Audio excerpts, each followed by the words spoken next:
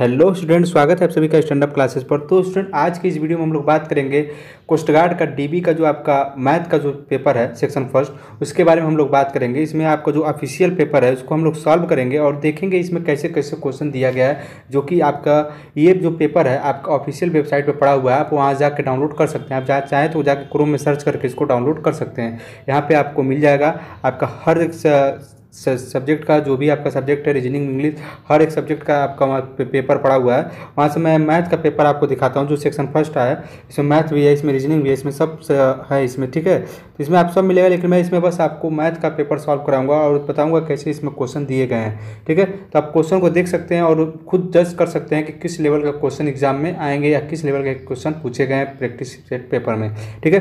तो आप लोग बस ये ध्यान दीजिएगा, इसमें जो भी क्वेश्चन होगा उसको अच्छे जो अच्छा क्वेश्चन होगा उसको ऑब्जर्व कीजिएगा और अपनी तैयारी को देखिएगा कि मेरी तैयारी कहाँ तक हो चुकी है, ठीक है।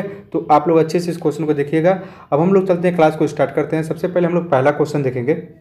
देखिए क्या दिया हुआ है, find the unit place of, ठीक है, find the unit place of, यानी क्या कर रहा है, इकाई स्थान, ठीक है। क्या कर रहा है, इकाई स्थान 3674 गुणे 8596 प्लस 5699 गुणे 1589। इसका क्या पूछा है, इकाई स्थान पूछा है, यानी यूनिट प्लेस पूछा है। तो बहुत ही सिंपल सा क्वेश्चन है। अब ऐसा मत कि सर इतना इजी क्वेश्चन है, ऐसा क्वेश्चन आ सकता है 20 क्वेश्चन, तो 20 क्वेश्चन आपको टफ देखने को नहीं मिलेगा। आप उसमें से कुछ क्वेश्चन आपको इजी देखने को मिलेंगे। तो आप ध्यान से देख लीजिएगा इसमें।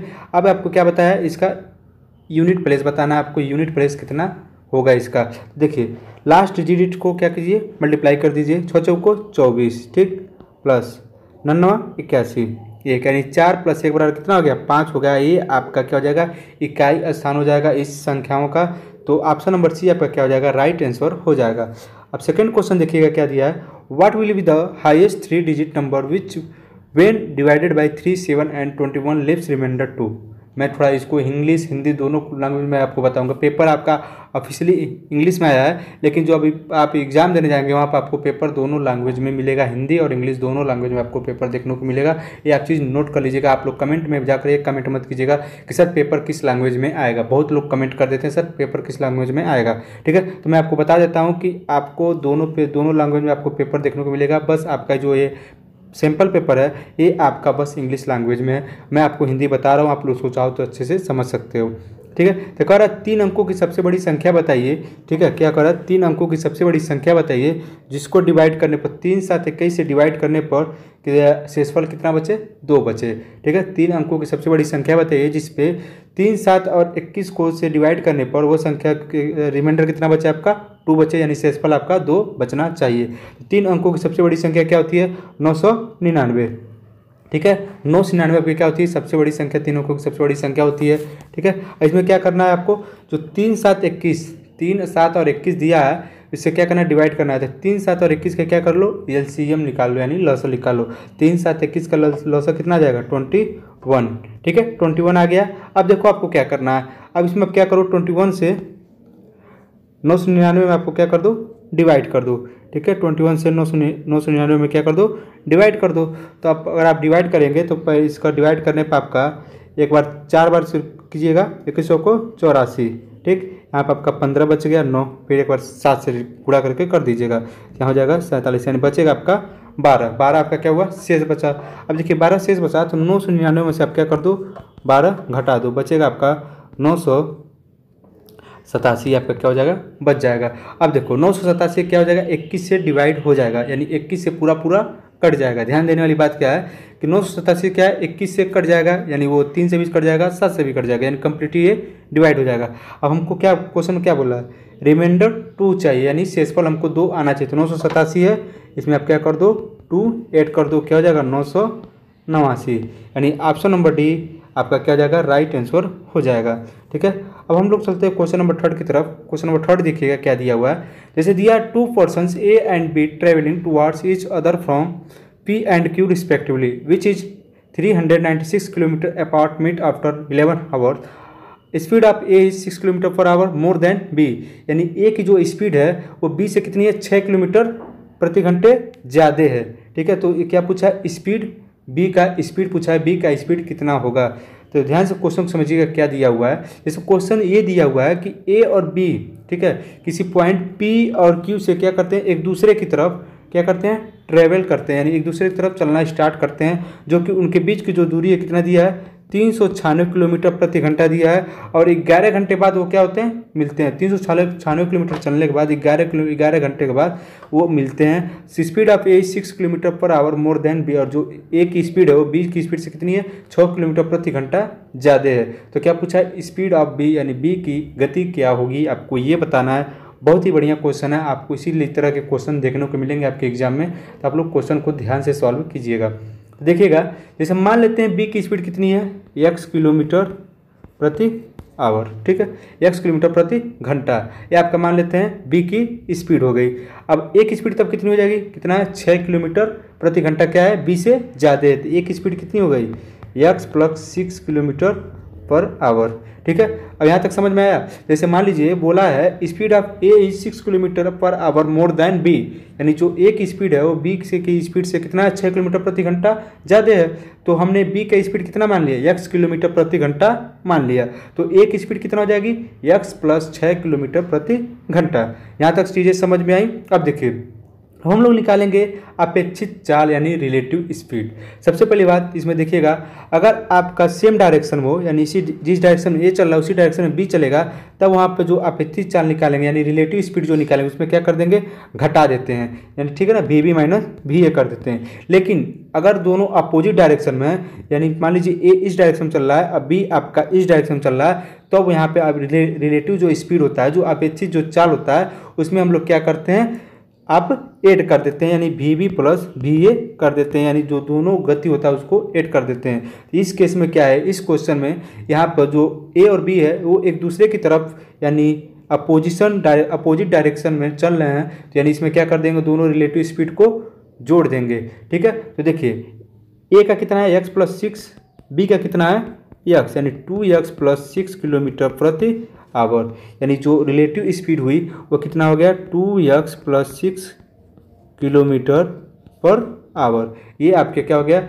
रिलेटिव स्पीड, अपेक्षित चाल, ठीक है, ये आपका ये रहा, ठीक है। अब देखिए, अब बताइए दूरी कितनी दी गई है, दूरी आपका दिया है 396 किलोमीटर प्रति घंटा और समय 11 किलोमीटर प्रति घंटा। दूरी बराबर क्या होता है, चाल गुणे समय, तो दूरी बराबर क्या होता है, चाल गुणे समय, ये आपका होता है फार्मूला। दूरी कितना दिया है, 396, चाल कितना है, अपेक्षित चाल, ठीक है, अपेक्षित चाल जो दोनों का है, ठीक है, तो कितना हो जाएगा, 2x plus 6 kilometre per our, और जो इसका समय कितना दिया है, 11 किलोमीटर प्रति घंटा। अब यहाँ से 2x प्लस 6 बराबर कितना हो जाएगा, 396/11, यानी 11 33 11 छक्के 66, ठीक। यहाँ से 2x प्लस 6 बराबर कितना हो जाएगा, 2x बराबर हो जाएगा 36 माइनस 6 यानी 30, x बराबर कितना हो गया, 15 किलोमीटर प्रति घंटा।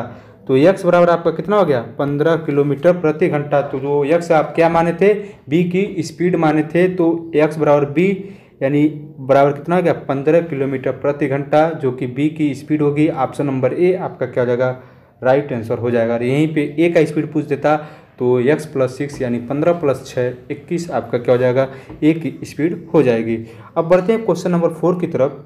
क्वेश्चन नंबर 4 देखिएगा क्या दिया हुआ है, train travelling at a speed of 19 kilometre per our crosses a man standing on a platform in 8 second. 90 kilometre प्रति घंटे की रफ्तार से एक ट्रेन एक आदमी को जो प्लेटफॉर्म पे खड़ा है उसको कितने सेकंड में क्रॉस कर लेती है, 8 सेकंड में क्रॉस कर लेती है। अब देखिएगा क्वेश्चन में क्या दिया हुआ है, find the time taken by the train to cross the platform two of length 250 kilometre दिया है। यहाँ पे किलोमीटर नहीं होगा, ये 250 मीटर होगा, ठीक है। क्वेश्चन में थोड़ा सा इसमें मिसप्रिंट हुआ है, 250 मीटर होगा, किलोमीटर नहीं है, 250 मीटर है। तो कह रहा है जैसे 90 किलोमीटर पर आवर के हिसाब से, ठीक है, एक ट्रेन चलती है, वो एक प्लेटफॉर्म पे खड़े एक इंसान को 8 सेकंड में क्रॉस कर लेती है। अब कह रहा है कि उसी ट्रेन को 250 मीटर लंबे प्लेटफॉर्म को क्रॉस करने में कितना समय लगेगा, आपको ये बताना है। बहुत ही इजी क्वेश्चन है, बस आपको तुरंत इसको सॉल्व करके आंसर कमेंट कर देना है। देखिएगा सबसे पहले इसमें क्या करें, जो 90 किलोमीटर प्रति घंटा है उसको हम लोग मीटर प्रति सेकंड में करेंगे। तो देखिए 90 गुणे 5/18, आपको पता होगा किलोमीटर प्रति आवर को मीटर पर सेकंड में चेंज करने के लिए 5/18 से मल्टीप्लाई करते हैं, और मीटर पर सेकंड को किलोमीटर प्रति घंटे में चेंज करने के लिए 18/5 से मल्टीप्लाई करते हैं। ये चीज़ें आप लोग नोट कर लीजिएगा अपने कॉपी पे, आगे आपके काम आएगा। ठीक है, तो 90 गुणे 5/18 हो गया, 18×5 = 90, यानी कितना हो गया 25 मीटर प्रति सेकेंड। ठीक है, 25 मीटर प्रति सेकेंड, ये आपका ट्रेन की क्या होगी, स्पीड होगी मीटर प्रति सेकेंड में। अब बताइए प्लेटफॉर्म में खड़े इंसान को कितने समय में क्रॉस कर ले रहा है, 8 सेकेंड में। तो ट्रेन की लंबाई कितनी हो जाएगी, ट्रेन की लंबाई कितनी हो जाएगी, तो आप देखिएगा ट्रेन की लंबाई क्या करेंगे, 4 गुणे समय, दूरी बराबर 4 गुणे समय। तो ट्रेन की लंबाई कितनी हो जाएगी, ट्रेन की लंबाई मान लेते हैं, जल्द से हम डिनोट करते हैं 25 गुणे 8, ये आपका हो गया 200। ट्रेन की लंबाई कितनी हो गई, 200 मीटर हो गई। अब बताइएगा, अब क्या पूछा, कितना समय लगेगा 250 मीटर लंबे प्लेटफॉर्म को क्रॉस करने में। समय बराबर क्या होता है, दूरी बट्टे 4 होता है ना, दूरी बट्टे 4। अब देखिएगा दूरी कितना हो गया, 200 मीटर आपका हो गया ट्रेन की लंबाई, प्लस 250 मीटर आपका हो गया प्लेटफॉर्म की लंबाई, जोड़ दो। ठीक है, अब समय कितना क्या दिया, स्पीड कितना दिया आपका 25 मीटर प्रति सेकेंड, तो हो जाएगा 450/25। इसको जब सॉल्व करेंगे तो आपका आ जाएगा 18 सेकेंड, यानी जो समय है आपका क्या हो जाएगा 18 सेकेंड आ जाएगा। ऑप्शन नंबर सी आपका क्या हो जाएगा, करेक्ट आंसर हो जाएगा। ठीक है, तो क्वेश्चन नंबर 4 का option number C right answer हो जाएगा। अब हम पढ़ते हैं क्वेश्चन नंबर 5 की तरफ। क्वेश्चन नंबर 5 आपका क्या हो जाएगा, there are 3 numbers A B and C, A is 15% of C, जो ए है वो क्या है, सी का 50% है, and B is 75% of C, अब बी क्या है, सी का 75% है, then A is what percentage of B, जब ए बी का कितना परसेंटेज होगा। बहुत ही बढ़िया क्वेश्चन है, थोड़ा ध्यान से इस क्वेश्चन में देखिएगा, आपको देखने में इजी लग रहा होगा लेकिन क्वेश्चन थोड़ा सा आपको घुमाएगा, ध्यान से देखिएगा क्वेश्चन को। देखिए क्या करा है, ए इज 15% ऑफ सी, तो ए बराबर कितना दिया है 15% ऑफ सी, यानी सी का 50% यानी सी बट्टे 2, और बी कितना दिया, सी का 75% यानी 3c/4। समझ में आया कैसे, अरे 50/100 कर दो, यहाँ कर दोगे आपका आ जाएगा। ठीक है, तो ए बराबर कितना होगा c/2, बी बराबर कितना होगा 3c/4। तो यहाँ पे देखिएगा आप, ए बराबर c/2 दिया और बी बराबर आपका कितना दे दिया 3c/4। ठीक है, ये आपका ये क्वेश्चन रहा, देखिएगा। अब क्या करेंगे इसमें, तो a/c बराबर कितना हो जाएगा 1/2, एंड b/c बराबर कितना हो जाएगा, b/c आपका हो जाएगा 3/4। अब देखिए मैक्सिमम स्टूडेंट्स आज गलती ये करेंगे, यहाँ पे a/c कर देंगे, अब तुरंत b/c करके 1:2 और 3/4 करके तुरंत यहाँ पे निकाल देंगे, लेकिन ऐसे नहीं करना है। कहाँ से कैसे कहाँ बन जाएगा फार्मूला, कोई फार्मूला नहीं बनेगा। बहुत लोग क्या करेंगे a b b c c c करके सॉल्व कर देंगे, ऐसा नहीं होगा। इसमें क्या करेंगे, ac दिया है, अब देखिए आपने पढ़ा होगा पहले a/b बराबर कोई दिया कोई नंबर मान लेते हैं 3/2 मान लेते हैं, तो b/c रहता है, तभी आपका यहाँ पे a/b/c निकलता है। समझ में आया, लेकिन इस केस में क्या दिया हुआ है, a/c बराबर दिया 1/2 और यहाँ पे b/c बराबर दिया आपका 3/4, लेकिन इसमें ऐसे क्या कर देंगे, इसको हम लोग उल्टा कर देंगे, यानी c/b बराबर कर देंगे 4/3। अब यहाँ से आपका निकल जाएगा, यानी a/c बराबर 1/2 एंड c/b बराबर 4/3। नाउ a/c/b बराबर कितना हो जाएगा, 4 कम 4, 4 दूनी 8, 2 3 6, इसमें 2 कॉमन है, 2 से हटा 2 इसमें से डिवाइड कर दो, 2 4 3 हो जाएगा, यानी a/c/b बराबर 2/4/3, यानी 2:4:3 आ जाएगा a/c/b का। अब पूछा है a/b, तो a/b कितना जाएगा 2/3, यानी a/b बराबर कितना जाएगा 2/100/3। परसेंटेज में पूछा है तो 100 से मल्टीप्लाई कर देंगे, यहाँ से आ जाएगा 66.66%, यानी ऑप्शन नंबर ए आपका क्या हो जाएगा, राइट आंसर हो जाएगा। ठीक है, हम लोग बढ़ते हैं क्वेश्चन नंबर 6 की तरफ। क्वेश्चन नंबर 6 से देखिएगा, a = 36% b, b बराबर 6% c, if c = 100 then a = simple सा क्वेश्चन है, ध्यान से देखिएगा इस क्वेश्चन को। बी बराबर 6% यानी 6/600। और सी का मान कितना दिया, 100 दिया, यानी बी बराबर कितना आ गया, 6 आ गया। ठीक, अब देखिए यहाँ 6 आ गया तो ए बराबर कितना आ जाएगा 36, बी का मान 6/100, ये आपका हो जाएगा 216/100 यानी 2.16 आपका क्या हो जाएगा, ए का मान हो जाएगा। ऑप्शन नंबर सी आपका क्या हो जाएगा, करेक्ट आंसर हो जाएगा। ठीक है, अब देखिए क्वेश्चन नंबर 7 क्या दिया है। A shopkeeper purchased 2 quantities of rice A and B. He bought 10 kg of rice A at Rs 35 रुपया per kg and 20 kg rice B at 47 per kg. Find the overall cost price per kg if he mixed both type of rice. कह रहा है question में, जैसे मान लीजिए एक दुकानदार है, ठीक है, वो चावल के दो गुणवत्ता वाले 2 तरह के चावल खरीदता है, ए और बी। एक को 10 किलो खरीदता है, जो चावल ए है उसको 10 किलो खरीदता है 35 रुपये पर किलो के हिसाब से, और चावल जो बी है उसको 47 रुपये पर केजी के हिसाब से 20 किलो खरीदता है। तो बताना है आपको जो टोटल चावल जो लिया उसका ओवरऑल जो आप दाम है कि कितना रुपया पर केजी आपको वो मिला। ठीक, अब देखिएगा इसमें 10 किलो जो चावल है वो 35 रुपये पर केजी के हिसाब से खरीदा। ठीक है, तो 10 किलो का दाम 35 रुपये पर केजी के हिसाब से चावल ए का कितना हो जाएगा, 350 रुपया यानी 350 रुपया, और 20 किलो चावल बी का दाम 47 रुपये पर केजी के हिसाब से कितना हो जाएगा, 940 रुपया। तो दोनों जोड़ देंगे कितना हो जाएगा, 1290 रुपया आपका दोनों चावल का दाम हो गया। और दोनों चावल कितना किलो हो गया, 10 + 20 यानी 30 किलो, यानी 30 किलो 1290 रुपये में खरीदा गया। 1 किलो का दाम कितना हो जाएगा, 1290/30 यानी ये आपका हो जाएगा 300 को 12 3 3 का 9 यानी 43, यानी ऑप्शन नंबर ए आपका क्या हो जाएगा, राइट आंसर हो जाएगा क्वेश्चन नंबर 7 का। ठीक है, क्वेश्चन नंबर 8 देखिएगा क्या दिया है।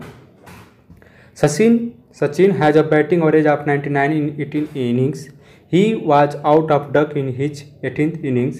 If he were to have a batting average of 100, how much should have been scored by him in his 18th match? जैसे मान लीजिए सचिन का 80 पारियों में कितने का औसत है, एवरेज आपका 99 का है। He was out for duck, और 80वें जो उसका 80वां इनिंग है उसमें क्या होता है, डक पे आउट हो जाता है, यानी 0 पे आउट हो जाता है। डक मतलब होता है 0 पे आउट हो जाना। ठीक है, if he were to have a batting average of 100, यदि उसे अपना बैटिंग एवरेज है वो कितना करना है, 100 का करना है, तो उसको 80वें मैच में 80वें जो उसका 80वां जो इनिंग है उसमें उसको कितना रन बनाना चाहिए, ये आपको ये बताना है क्वेश्चन नंबर 8 में। ठीक है, तो देखिएगा 99 का औसत है 80 पारी में, 80 पारी में कितना का औसत है 99 का, 80वें पारी में कितना में आउट हो जाता है, 0 रन पे आउट हो जाता है। तो टोटल रन कितना हो गया, टोटल रन औसत बराबर क्या होता है, औसत बराबर क्या, सभी संख्याओं का योग बटे सभी संख्याओं की संख्या। तो सभी संख्याओं का सभी रनों का योग कितना हो जाएगा, 99 × 80, ये आपका हो जाएगा 7920। तो 7920 रन इसने बनाए अगर वो 0 पे आउट हो गया तो। ध्यान से समझने की कोशिश कीजिएगा कि 80 पारी में उसका औसत कितना है, 99, कितना रन बनाया, 7920 रन बनाया 80 पारी में, तो अब उसका औसत कितना हो गया था, 99। अगर मान लेते हैं 80वें मैच में वो 100 रन बना देता है तो उसका औसत कितना हो जाता है, 100 हो जाता है। तो अब देखिए इसमें अब इसका बैटिंग एवरेज कितना हो गया, 100 हो गया। अब उसका जो 80 मैच में जो रन है वो कितना है, 7920, इसमें मान लेते हैं 100 रन जोड़ देते हैं तो अब इसका औसत कितना होता है, 100 का हो जाता है। अब पारी कितनी है, 80 की। अब ध्यान से समझने की कोशिश कीजिएगा, 80 इनिंग्स में इसका औसत 99 का है, उसमें डक पे आउट होता है यानी 0 रन पे, यानी 99 का औसत में 80 पारी में है। ठीक है, अब मान लेते हैं 100 रन उसमें जोड़ देता है तो उसका औसत कितना हो जाता है, 100 हो जाता है। तो उसका जो 99 मैच में जो उसका रन है कितना है, 7920 रन, इसमें 100 रन जोड़ दिया गया तो इसका औसत कितना हो गया, 100 रन हो गया। अब यहाँ से x का मान निकाल लेंगे तो 80 × 100 8000, 8000 में 7920 घटाएंगे तो आपका बच जाएगा 80। यहाँ से x बराबर कितना हो जाएगा, 80, यानी 80 रन 80वें मैच में और बना देता तो उसका औसत जो है वो कितना हो जाएगा, 100 का हो जाएगा। ऑप्शन नंबर ए आपका क्या हो जाएगा, करेक्ट आंसर हो जाएगा। तो आपको थोड़ा सा माइंड कैलकुलेशन करना पड़ेगा जल्दी जल्दी क्वेश्चन को सॉल्व करने के लिए। A and B together can complete a particular task in 4 days. If A alone can complete the same task in 6 days, how many days will B take to complete task if he works alone? A और B किसी काम को कितने दिन में करते हैं, 4 दिन में करते हैं। ठीक है, if A alone can complete the same task in 6 days, एक उस काम को कितने दिन में करता है, अकेले 6 दिन में। ठीक, तो B उस काम को अकेले कितने दिन में करेगा ये आपको बताना है। तो A + B का एक दिन का काम कितना हो जाएगा, 1/4, और ए का 1 दिन का काम कितना हो जाएगा 1/6। अब बी का मान लेते हैं 1/x मान लेते हैं। बी का 1 दिन का काम x हो गया, ठीक है। अब दोनों का 1 दिन का काम कितना है 1/4, तो 1/4 बराबर 1/6 प्लस 1/x, यानी 1/x बराबर 1/4 माइनस 1/6।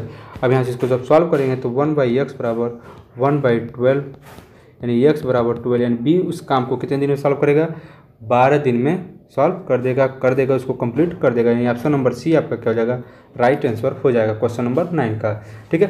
अब हम बढ़ते हैं क्वेश्चन नंबर 10 की तरफ। क्वेश्चन नंबर 10 देखिएगा, if the perimeter of rectangle is 138 metres, यदि किसी आयत का परिमाप 138 मीटर दिया है और the difference between the length and breadth is 7 metres, और जो उनके लंबाई और चौड़ाई का जो अंतर दिया हुआ है, डिफरेंस देखिएगा दिया है, डिफरेंस दिया हुआ कितना दिया है 7 मीटर दिया है, तो what is the area of rectangle. तो क्या पूछा है area of rectangle, area of क्या पूछा है रेक्टेंगल पूछता है, यानी आयत का क्षेत्रफल पूछा हुआ है। से जो क्वेश्चन थोड़ा इजी है लेकिन कैलकुलेशन आपको थोड़ा ज़्यादा टाइम लगाएगा। क्वेश्चन देखिए इसी तरह के आते हैं आपके एग्जाम में, बस आपको क्या करना रहता है उसमें टाइम का जो मैनेजमेंट है, सब खेला आपका टाइम होता है, ठीक है। तो आप थोड़ा टाइम का मैनेजमेंट कैलकुलेशन, मैंने आपको कल ही के वीडियो में बताया था कि अगर आपने टाइम मैनेजमेंट सही से कर लिया, अगर आपने कैलकुलेशन जल्दी जल्दी कर लिया तो आप एग्ज़ाम में अच्छा कर पाएंगे। अगर आपने कैलकुलेशन जल्दी जल्दी नहीं कर पाया तो आपका एग्ज़ाम में थोड़ा क्वेश्चन छूटने की संभावना ज़्यादा है, ठीक है। इसमें देखिए क्या दिया है, तो आयत का परिमाप क्या होता है 2l + b, 138 बराबर दे दिया है, तो l + b बराबर कितना हो जाएगा, ये आपका हो जाएगा 2 × 12 2 × 18 यानी 69। l + b बराबर कितना हो गया 69, और l - b बराबर कितना दिया है 7, दोनों को जोड़ दो तो 2l बराबर कितना आ जाएगा 76, तो l बराबर कितना आ जाएगा 38, l बराबर कितना हो गया 38 यानी 38, तो l बराबर आपका हो गया 38।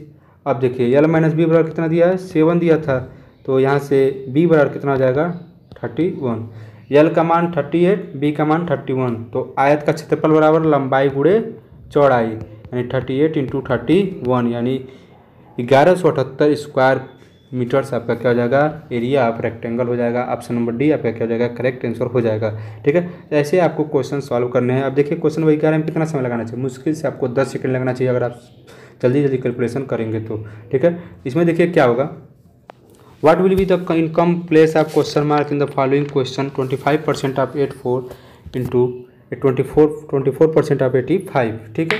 तो क्या पूछा है 25% ऑफ 84, 84 का 25%, ठीक है, और 24% ऑफ 85, यानी 85 का क्या पूछा है 25% पूछा है, 24% पूछा है। तो आप लोग इसको जब सॉल्व करेंगे तो जल्दी से आप लोग इसको सॉल्व कर लेंगे, तो 25 गुणे ऐसे कर लीजिएगा आप लोग, 25 गुणे 84/100 हो जाएगा, गुणे 24 गुणे 85/100। इसको आप लोग जल्दी से सॉल्व कर लेंगे तो आपका आंसर आ जाएगा 428.4 आपका राइट आंसर हो जाएगा। मैं आपको आंसर बता दूँ, आप लोग इसको कैलकुलेट कर लीजिएगा, इसको सॉल्व कर लीजिएगा। क्वेश्चन नंबर 12 की तरफ चलते हैं। क्वेश्चन नंबर 12 देखिएगा, if in a triangle ABC AB = AC, angle A = x + 15 degree, angle B = 2x + 25 degree, then the value of angle C, ठीक है। तो AB बराबर क्या दिया है AC दिया है, कोई ट्रायंगल है मान लीजिए, तो क्या कर रहा है AB बराबर AC दिया है, यानी AB बराबर AC दिया हुआ है। एंगल ए का मान x + 15 डिग्री, एंगल बी का मान 2x + 25 डिग्री, तो क्या पूछा है एंगल सी का मान पूछा है। तो आप एक चीज़ नोट कर लीजिएगा, अगर ऐसे केस में अगर कोई दो भुजा बराबर है, यानी ए बी बराबर ए सी है, जो आपका एंगल बी बराबर एंगल सी होगा क्या होगा बराबर होगा, ये चीज़ नोट कर लीजिएगा। इसमें यही कॉन्सेप्ट है, अगर आपका ए बी बराबर ए सी है, दो भुजा किसी त्रिभुज का बराबर है तो उसके दो कोण एंगल बी बराबर एंगल सी होंगे। तो जब एंगल बी बराबर एंगल सी होंगे तो 2x + 25 बराबर 2x + 25, यानी एंगल बी का जितना मान है 2x + 25 डिग्री, तो एंगल सी का मान भी कितना हो जाएगा 2x + 25 डिग्री। तो त्रिभुज का तीनों अंतः कोणों का जो योग होता है वो कितना होता है 180 डिग्री होता है। तो a + b + c बराबर कितना हो जाएगा 180। अब इसको जोड़ देंगे 2 2 4, अब देखिए यहाँ से x + 15 2x + 25 2x + 25 बराबर 180, 2 2 4 1 5x 25 25 50 10 60 5 65 यानी 180, यानी 5x + 65 बराबर 180। अब यहाँ से देखिएगा तो 5x बराबर 180 माइनस 65, यानी x बराबर कितना हो गया 23, x बराबर 23। अब पूछा क्या है c का मान पूछा, c का मान कितना है 2x + 25, यानी 23 × 46 + 25 यानी कितना हो जाएगा 71 डिग्री, एंगल सी का मान कितना हो जाएगा 71 डिग्री। आपका राइट आंसर हो जाएगा ऑप्शन नंबर ए, आपका क्या हो जाएगा करेक्ट आंसर हो जाएगा। क्वेश्चन नंबर 13 देखिएगा, a point P is located outside the circle with centre O. ठीक है, ये देखिए ऐसे क्वेश्चन आप थोड़ा मेंसुरेशन का जो भी क्वेश्चन होगा आप ऐसे थोड़ा देख लीजिएगा, इसमें जो भी मेंसुरेशन का ज्योमेट्री का जो भी क्वेश्चन होगा आपको उसको अच्छे से देख लीजिएगा, क्योंकि इससे रिलेटेड आपको ऐसे ही क्वेश्चन देखने सेम इसी तरह थोड़ा सा फंसाऊ क्वेश्चन आपको देखने को मिलेंगे कि आपको लगेगा कि हाँ फंसा दिया गया हमें, अब हम इसमें निकल नहीं पाएंगे। तो आप लोग ऐसे क्वेश्चन थोड़ा अच्छे से देख लीजिएगा, बुक से अपने जहाँ से प्रैक्टिस सेट आप सॉल्व किए होंगे वहाँ से आप लोग देख लीजिएगा। ठीक है, अब देखिएगा, a point P is located outside the circle with centre O, a tangent from point P touches the circle at A and a secant from P cuts the circle B at B and C respectively। समझ में नहीं आया, ध्यान से समझना। ठीक है, कोई सर्किल है, ठीक है कोई सर्किल है, a point P is located outside the circle with centre O। ठीक है, एक कोई पॉइंट P है, वो जो सर्किल है उसका सेंटर क्या है वो है, इसका सेंटर मान लेते हैं वो है, और जो है वो P क्या है सर्किल से बाहर कहीं पे लोकेट करता है, यहाँ मान लीजिए P लोकेट कर रहा है। ठीक है, अब देख, a tangent from point P touches the circle at A, एक टेंजेंट ड्रा करते हैं इसे पे, एक मिनट, टेंजेंट ये जो सर्किल से टच होना चाहिए। ठीक है, मान लीजिए टच हो गया यहाँ पे, तो वो किस पे टच करता है पॉइंट ए पे टच करता है। ठीक है, and a secant from P cuts at the circle at B at C, और जो एक सर्किल है सेकेंड है वो P से सर्किल को B और C पे क्या करता है कट करता है। ठीक है, B और C पे, तो यानी B और ये C होगा। ठीक है, अब पूछ रहा है PA बराबर कितना दिया 12 और PC बराबर दे दिया आपका 16, ये आपका हो गया। अब पूछा है BC का मान, यानी जो कॉर्ड है जो जीवा है BC का मान पूछा है कितना होगा। तो एक फार्मूला याद किए रहिएगा, यहाँ पे अगर आपको जो दिया है जो आपका टेंजेंट दिया, टेंजेंट का स्क्वायर यानी PA का स्क्वायर बराबर, ठीक है PA का स्क्वायर बराबर जो कॉर्ड कितना दिया BC गुणे जो आपका PC सेकेंड है, BC जो आपका सेकेंड है PC यानी 16, ये आपका फार्मूला होता है PA का होल स्क्वायर बराबर BC गुणे PC। समझ में आया चीज़, नहीं समझ में आया बराबर समझ लो। देखो जो भी ये दिया है आपका हो गया, यहाँ तक समझ में आया। यहाँ से मैंने कोई पॉइंट P है क्या कर रहा है सर्किल से बाहर आपका लोकेट कर रहा है, और कोई टेंजेंट है जो ए सर्किल के पॉइंट ए पर क्या कर रहा है टच कर रहा है, जिसकी लेंथ कितनी दी गई है 12 सेंटीमीटर। अब देखिए कोई पॉइंट P से सर्किल को दो जगह काट रहा है B और C पे, यानी सेकेंड ट्राई कर रहे हैं तो B और C पे काट रहा है यहाँ पे, और जो PC की लंबाई कितने दिया है 16 सेंटीमीटर दिया है। ठीक है, अब यहाँ से पूछ रहा है कि आप BC का मान बताइए, तो इसका फॉर्मूला क्या होता है PA स्क्वायर बराबर BC। ठीक है, PA स्क्वायर बराबर BC इंटू PC, ये आपका PC का टोटल लंबाई गुणे BC। ठीक है, अब देखिए PA का मान कितना दिया, PA का मान दिया 12 का स्क्वायर, BC निकालना है, और PC का मान दिया है 16, यानी 144/16 बराबर BC, यानी BC बराबर कितना हो गया 9 सेंटीमीटर, यानी ऑप्शन नंबर C आपका क्या हो जाएगा राइट आंसर हो जाएगा। अब बढ़ते हैं क्वेश्चन नंबर आपका 14 की तरफ। क्वेश्चन नंबर 14 दिया है sine A plus sine square A बराबर 1, then what is the value of cos square A plus cos पे पावर 4 ए। ठीक है, ये आपका सिंपल क्वेश्चन है, आप इसको सॉल्व कर सकते हैं, फिर भी मैं एक बार सॉल्व करा देता हूँ। साइन ए बराबर कितना होता है, इस क्वेश्चन को सॉल्व करो भी फिलहाल, 1 माइनस साइन स्क्वायर ए हो जाएगा, इसको क्या लिख सकते हो कॉस स्क्वायर ए लिख सकते हो। अब साइन स्क्वायर ए बराबर कितना हो जाएगा, साइन स्क्वायर बाई ए बराबर हो जाएगा कॉस पे पावर 4a, साइन ए का मान कॉस स्क्वायर है, साइन स्क्वायर ए का मान कॉस पे पावर 4a, ये आपका हो गया सेम दिख रहा है, तो इसका भी मान कितना हो जाएगा 1 हो जाएगा। ऑप्शन नंबर बी आपका क्या हो जाएगा करेक्ट आंसर हो जाएगा। ठीक है, क्वेश्चन नंबर 15 देखिएगा, the length of a rectangular field is increase by 13%, breadth is decrease by 30%, what is the percent increase decrease in its area. ठीक है, 30% बढ़ता है 30% घटता है, तो सिंपल से आपको पता होगा एक्स स्क्वायर बाई 100 ऐसा एक फार्मूला था, और हमेशा इसमें क्या होती है कमी होती है। इसमें ऑप्शन थोड़ा सा आपका डिसबैलेंस है, तो इसमें आप हम लिखेंगे 30 × 30/100, यानी 9% की क्या होगी कमी होगी, तो आप 9% कमी कर लीजिएगा इन दोनों ऑप्शन को हटा के, एक ऑप्शन 9% इंक्रीज कर लीजिएगा, एक ऑप्शन नंबर ए 9% डिक्रीज कर लीजिएगा, तो 9% की क्या होगी डिक्रीज होगी यानी कमी होगी। क्वेश्चन नंबर 16 देखिएगा, दिया a + b + c = 9, ठीक है। A B plus B C plus C A बराबर 26, A Q plus B Q बराबर 91, B Q plus C Q बराबर 72 and C cube plus A cube बराबर 35।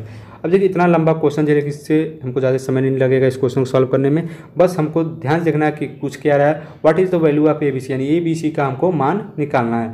तो A Q plus B Q बराबर कितना दिया है, A Q plus B Q बराबर कितना दिया 91, और B Q plus C Q बराबर कितना दिया 72। सब्ट्रैक्ट कर दो, A Q plus C Q बराबर कितना हो जाएगा, ये आपका हो जाएगा 19, ठीक है। ए क्यू माइनस हो जाएगा, सॉरी यहाँ माइनस होगा, ए क्यू माइनस सी क्यू बराबर 19 हो गया, ठीक है। A Q minus C Q बराबर 19 और ए क्यू प्लस सी क्यू बराबर 35।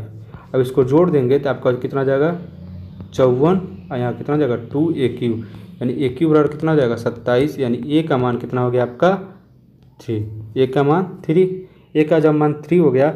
अब देखिए ए क्यू, ए का मान 27, ठीक। अब देखिएगा ए क्यू प्लस सी क्यू कितना दिया है, एक मिनट ये ध्यान से देखिएगा, ए क्यू प्लस सी क्यू पर कितना दिया 35, ए क्यू का मान 27, यानी सी क्यू का मान कितना हो जाएगा 35 माइनस 27 यानी 8, यानी सी क्यू का मान 8, यानी सी का मान कितना हो गया 2, ए का मान आपका हो गया 3, ठीक है। अब निकालेंगे बी क्यू का मान, बी क्यू यहाँ से निकाल लीजिए, B Q plus C Q बराबर 72, यानी बी क्यू बराबर 72 माइनस सी क्यू का मान कितना है 8, यानी 64, यानी बी क्यू का मान 64, यानी बी बराबर कितना हो गया 4 हो गया।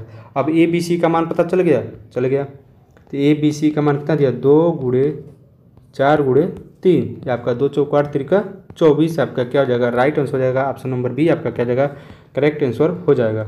ये आपका क्वेश्चन नंबर 17 देखिएगा, the value of x for which the expression 19 minus 5x and 90x plus 5 becomes equal, दोनों को बराबर कर देंगे आपका आंसर आ जाएगा। जैसे मान लीजिए 19 माइनस 5x बराबर 19x प्लस 5, क्वेश्चन इजी सा है, पूछा है कि x का मान किस एक्सप्रेशन के लिए 19 माइनस 5x बराबर 19x प्लस 5 बराबर होगा, x का मान किसके लिए। तो इसको सॉल्व करेंगे तो x बराबर आपका आ जाएगा, देखिएगा 19 यह दिया है, ये आपका कितना है 19x माइनस 5 दिया है, यह आ जाएगा 24 हो जाएगा, यहाँ पे हो जाएगा 19x माइनस 5 19x प्लस 5 है ना, तो यहाँ पे आपका हो जाएगा 14, ये हो जाएगा 24x, यानी x बराबर कितना हो जाएगा 14/24, यानी आपका 7/12 आपका क्या हो जाएगा राइट आंसर हो जाएगा, ऑप्शन नंबर बी आपका क्या हो जाएगा करेक्ट हो जाएगा।